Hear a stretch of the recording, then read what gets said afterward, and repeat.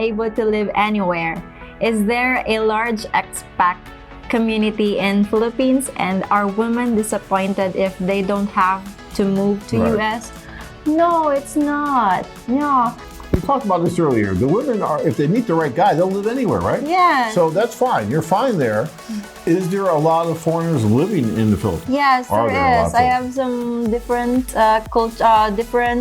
foreigners live in the Philippines already. They loved it, and then they work and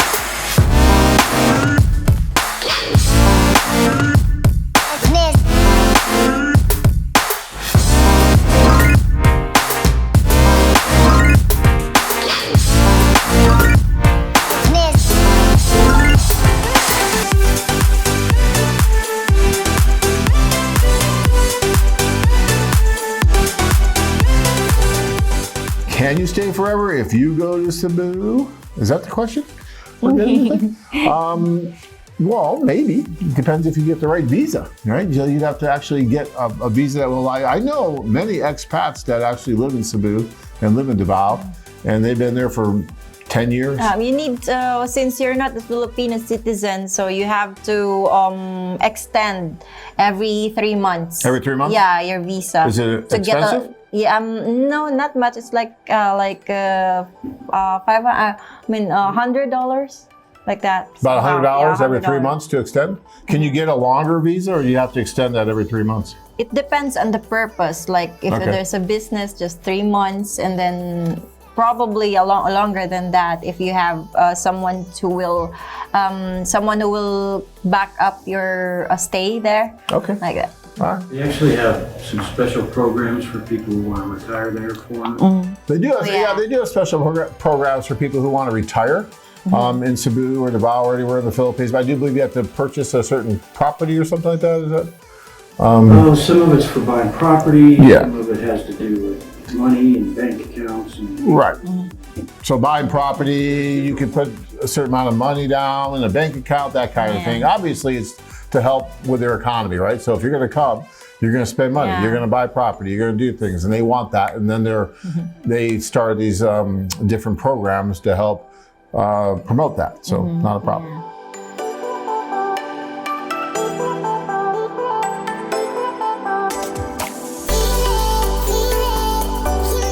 If I decide to go on a Cebu tour, says Robert A., the two socials are the only contact with ladies, or are there other excursions daily to meet people too? Or are we on our own for those other days? All right, so you have the socials on Friday and Saturday. You will meet a lot of women. You will go out on a lot of dates. But the guys can have daily introductions also, right? Yeah. So how does that work? Just let your buddy know. Who's your buddy? Your agency will gonna sign a buddy for you. It's the stuff so that you can contact her, or if you want someone to date in this day at this time, and then another day like that, just let her know so that she could contact the lady for them to let them know if maybe they're available or not. They have works too, so you have to you have to let them know as soon as possible so that you can set an appointment to them. But most of the ladies would love to just to be available in that time, so because it's just a week of meeting you guys, so they want to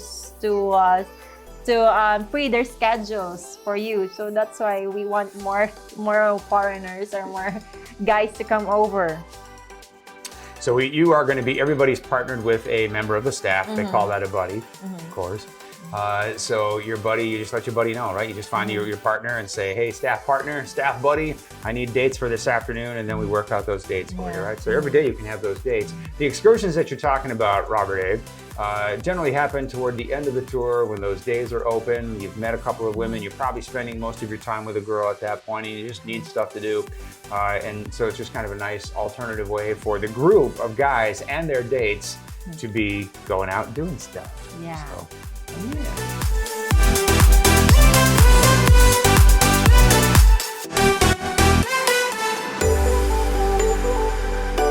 I'm retired and able to live anywhere.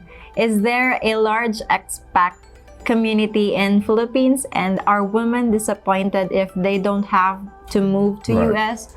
No, it's not. No. If you meet if you meet the guy, if you meet the lady, then the lady is like welcoming you, and like it's like Relax. It's okay.